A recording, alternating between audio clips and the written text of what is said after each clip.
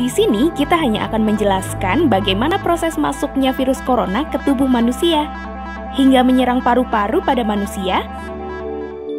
COVID-19 ini ditulari oleh manusia melalui cairan dari orang yang suspek corona yang masuk ke tubuh orang lain dari bersin, batuk, menyentuh dengan benda yang sudah pernah dipegang, atau terkena cairan dari orang yang positif corona, kemudian dia mengoleskannya ke mulut.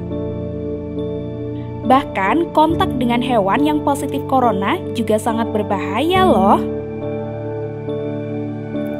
Setelah virus corona masuk ke tubuh lewat mulut, mata, hidung, yang pertama kali virus ini lakukan adalah menggunakan paku-pakunya untuk menempel di saluran pernapasan. Segampang itu melekat, virus menghasilkan protein yang disebut ACE2. Protein ini serupa dengan yang ditemukan di tubuh kelelawar. Sembari memproduksi protein, COVID-19 menginfeksi sel dengan cara memadukan membran berminyaknya dengan membran sel. Begitu kedua membran tersebut bercampur, virus corona telah sah menguasai tubuh. Setelah berhasil menginfeksi sel, biasanya di paru-paru, virus corona melepaskan potongan materi genetik yang disebut RNA atau asam ribonukleat.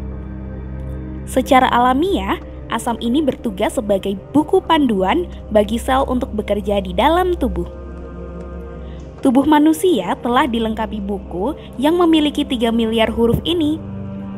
Aksara genetik itu disebut genom. Disinilah kecerdasan virus corona ditunjukkan.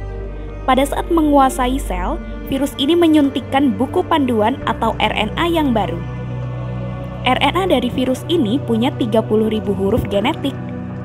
Huruf-huruf itulah yang kemudian menipu sel-sel tubuh. Berdasarkan panduan palsu tersebut, sel justru menggandakan virus corona alih-alih melawannya.